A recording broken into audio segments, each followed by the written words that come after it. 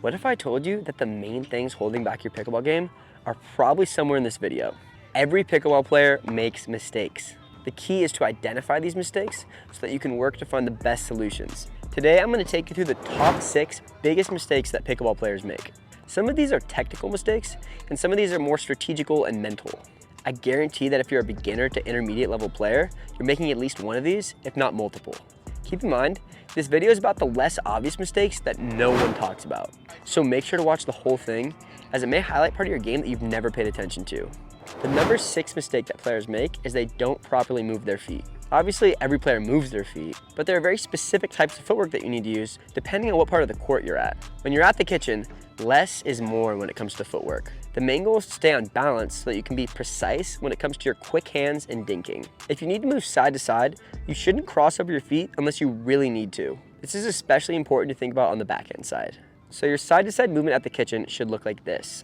If you need to step in the kitchen or back, try to only take one step in either direction. The important thing is that you never get tangled up or lose your balance. When it comes to footwork at the back of the court, our mindset needs to be completely different. This is the main place that I see players get their footwork wrong. When you're at the back of the court, you need to do whatever you can to make sure that you're in the right position to get the optimal contact point. On a drop or a drive, the optimal contact point is generally somewhere around here. If you're hitting these shots too close to you or too far away, then you most likely didn't put enough effort into your footwork. This is something that you need to be highly focused on every point. When you see the return coming to you, you should immediately turn your shoulders for the shot that you're going to hit. When you're in this position, you should take as many adjustment steps as you need to get the ball in the optimal contact zone.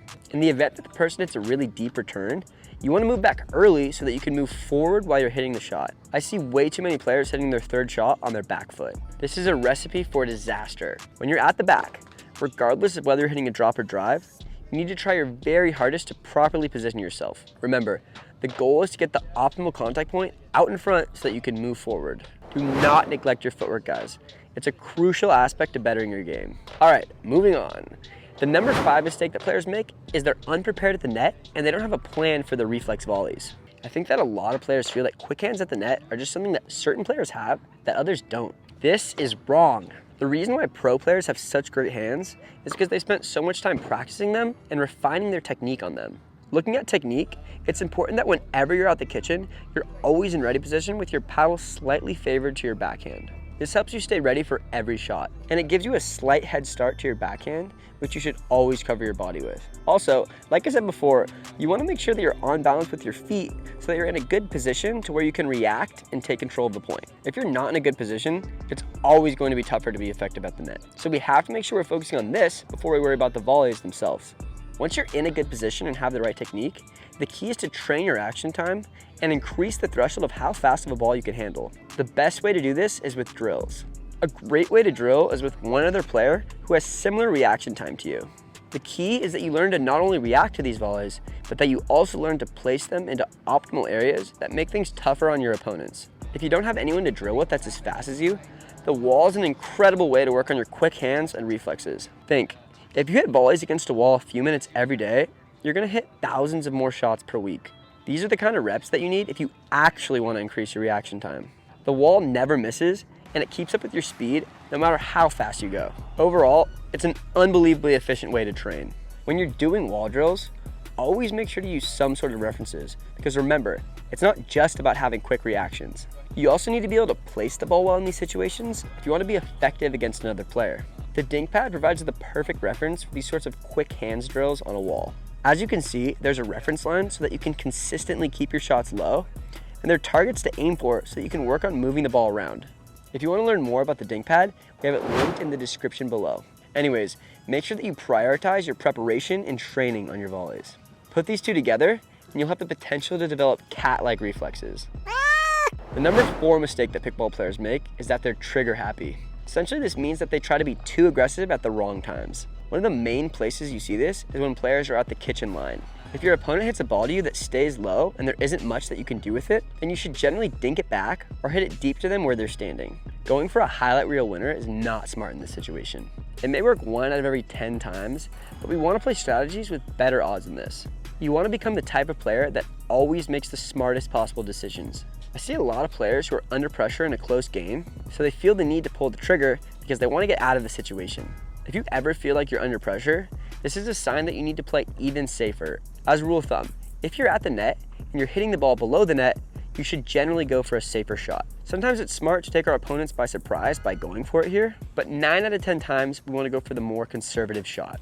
Occasionally, when your opponent hits a good drop, you need to surrender, dink it back, and accept that the rally is in a neutral position. If you were to fire the ball here, then you may give your opponent an easy volley, or you may miss. When you're at the net, do not be trigger happy.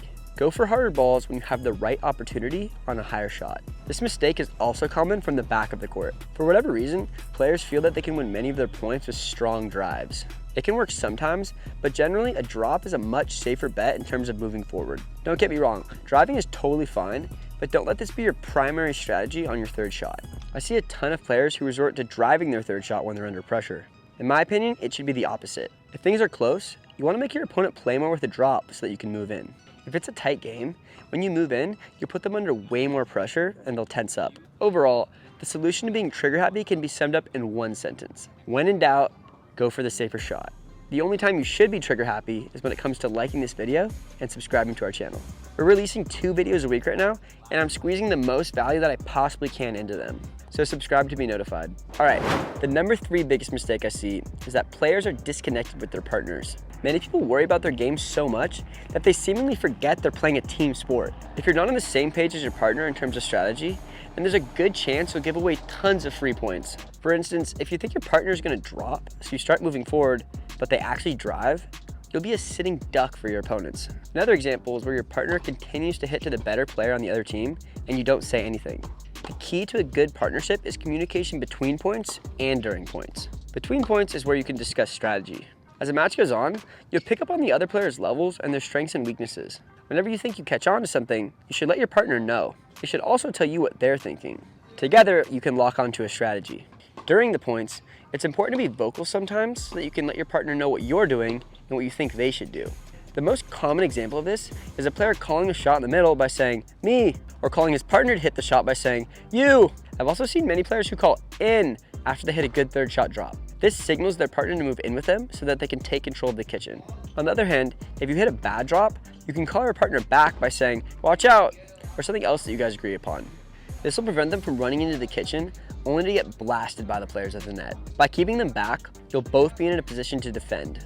One last rule I have is to never get mad at your partner, no matter how poor you feel that they're playing. Try your best to encourage them and raise them up. Don't put pressure on them and say anything like, "you have to make that," or "how did you miss that?" Try not to say obvious things that they're most likely already thinking. This will only frustrate them more.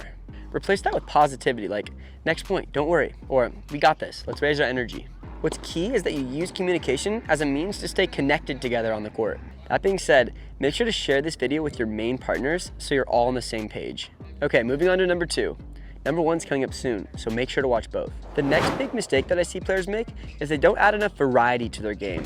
If you play exactly the same way every single point, then your opponents will be able to lock onto a strategy. You do not want to be a one-dimensional player. This makes your game super predictable. The perfect example of a one-dimensional player is a banger. On the flip side, someone who only uses their soft game should also add some variety. A sign that you're one-dimensional is that you get up early in games, but for some reason things just seem to stop working. They stop working because your opponents start to understand your strategy and they figure out what they need to do.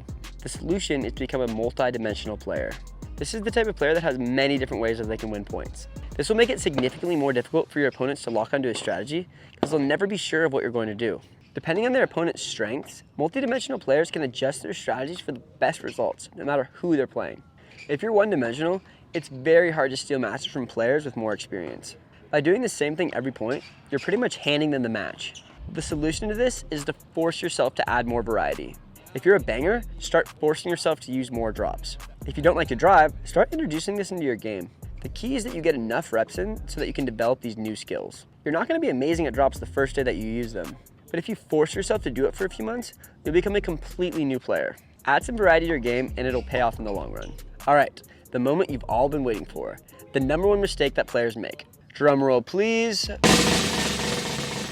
The top mistake that players make is they don't get in-person coaching and they try to coach themselves. This is not a good idea. The thing is, you can't see what you're doing on a pickleball court. And depending on your own feeling isn't an accurate way to judge your technique and strategy. It's really easy to develop bad habits without knowing it if you don't have some accountability. Regardless of what you're doing in life, you You should always have someone more experienced than you to guide you through the process. And I'm not saying you should get lessons every day. A simple monthly checkup will do wonders for your game. Obviously, the more often that you get lessons, the better, but it doesn't need to be super frequent for you to get really good results. That being said, not all coaches are created equal. The person who you choose to train you in pickleball should be someone with competitive experience with an amazing understanding of proper technique and strategy. Because pickleball has gotten big so recently, many coaches don't have that much experience. So be careful, guys. A poor coach can actually slow down your progress. Guys, learning from us online is highly valuable, and you should continue to study the game on the internet. But nothing can replace in-person coaching. And if you want to learn how to actually improve in pickleball, watch this.